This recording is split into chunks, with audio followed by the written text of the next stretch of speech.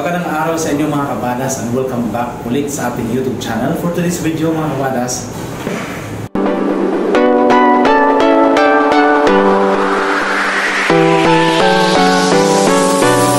a few moments later.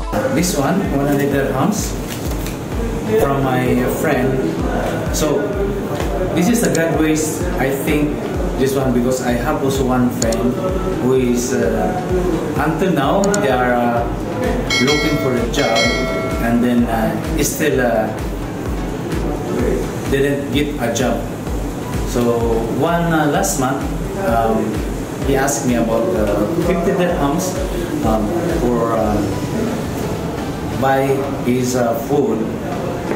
So they don't have money at that time. So now I'm sending him message. So until now, he did not get job. So this is a chance. I think that one is my friend gave me this 100 dirhams, and I gave also to my friend this money, 100 dirhams. So ito siguro makakatulong to sa kanya.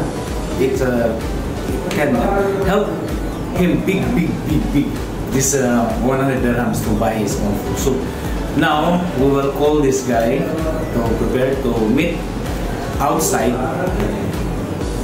So to meet outside, kasi ibibigay ko sa kanya, I gave him this 100 dirhams outside. So I will call with this guy.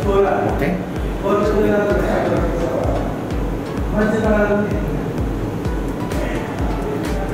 Tatawagan natin.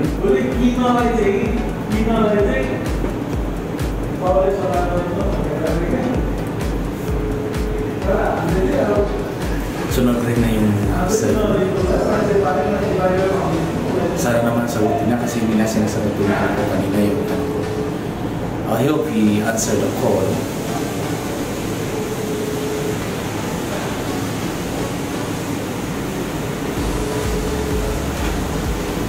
The phone is still ringing. Hello? Hello bro, where are you now? Yo, come to outside, which is I meet the people. I will meet you now there. The people place that one. I meet you. You're going to the from. Yes, I went there. Okay, bro. 5:50 my bus going to down now. So okay, bye bye, see you.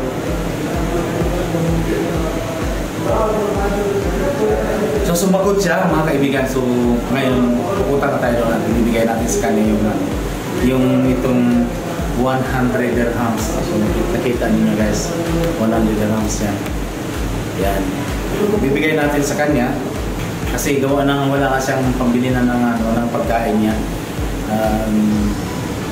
His budget is already finished. So since before also I experienced like that one. Nobody helped me when I am here in the UEA.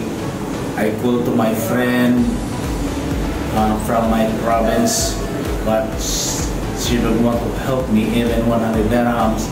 And I call to my cousin, which is very long time working in UE, which is 12 years. I asked with her 100 dirhams, but she cannot provide me. I thought that one is mentally. I don't have also money to buy food. So I found one guy also, which is my friend in my country. He is now in the UE that time. He helped me to buy rice cooker and help me borrow money, which is 100 grams. So meaning salary came, I pay it all with him. Pupunta na tayo sa labas kasi mamimit na natin si yung tinawagan natin ng cellphone. I meet this guy and then I will give this 100 dirhams. Thank you. So, hindi pa nagtatapos yung video natin dito mga kaibigan. So mga kaibigan, dito na tayo sa labas. Pupunta na tayo sa labas mga kaibigan. I-meet na natin si Mr. Sumit.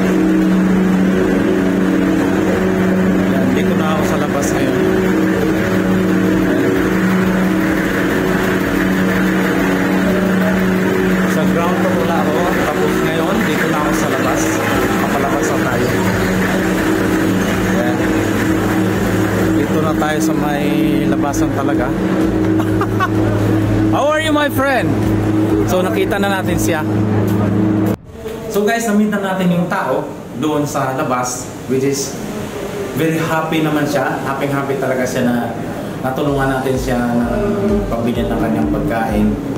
Kasi walang-wala na rin talaga siya. Still waiting for